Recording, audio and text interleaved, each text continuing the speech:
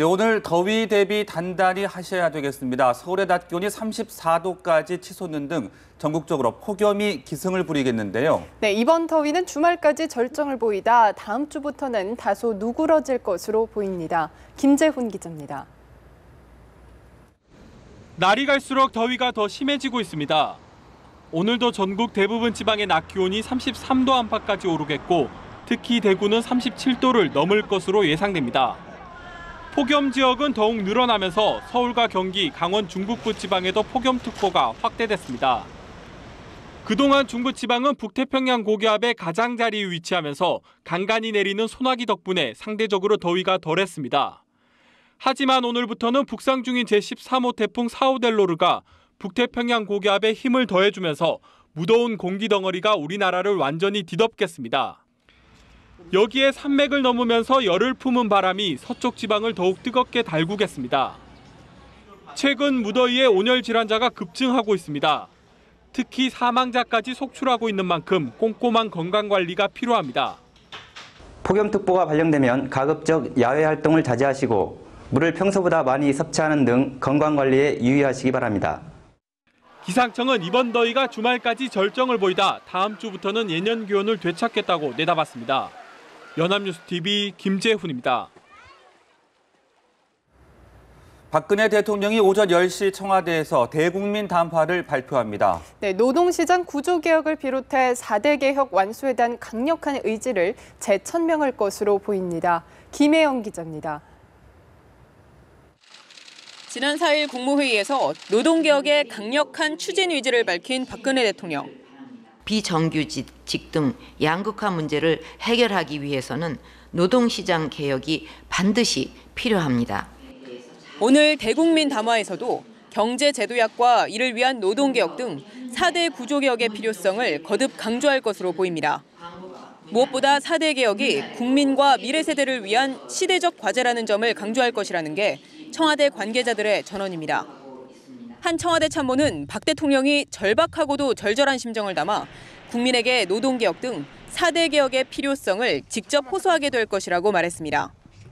아울러 모든 경제 주체들이 고통을 분담해 개혁을 하지 않으면 대한민국은 주저앉고 만다는 메시지를 강조하게 될 것이라고 설명했습니다.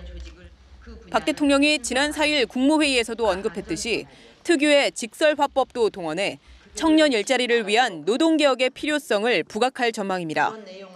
노동시장 개혁은 한마디로 청년 일자리 만들기라고 해도 과언이 아닐 것입니다. 박 대통령은 청와대 춘추관에서 20분가량 담화문을 발표하며 발표 내용은 오전 10시부터 연합뉴스TV 등을 통해 생중계됩니다. 연합뉴스TV 김혜영입니다. 박근혜 대통령은 취임 이후 지금까지 3번의 대국민 담화를 발표했는데요. 네, 취임 첫 해는 정부조직법 처리 담화, 경제 3개년 계획 담화, 세월호 참사 담화 등 고비마다 전국의 변곡점이 됐습니다. 보도에 정영훈 기자입니다. 세월호 참사 발생 34일째였던 지난해 5월 19일, 박근혜 대통령은 대국민 담화를 통해 유가족과 실종자 가족 그리고 국민에게 사과했습니다.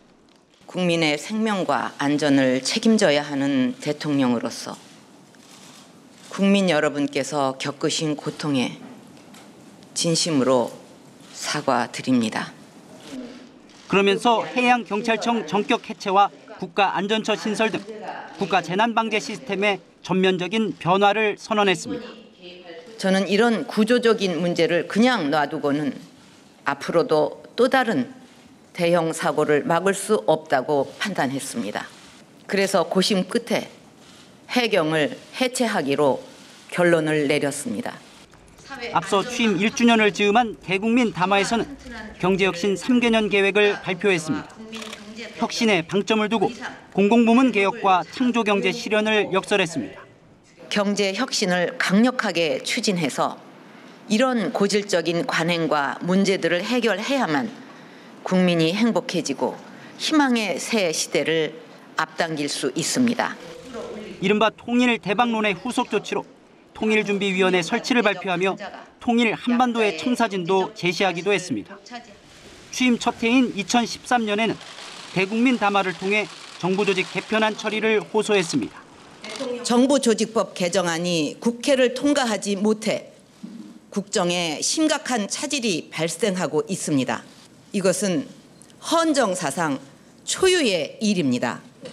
박 대통령은 정부조직 개편안 지연으로 그 피해가 고스란히 국민에게 돌아가고 있다고 호소하며 정국을 정면 돌파했습니다.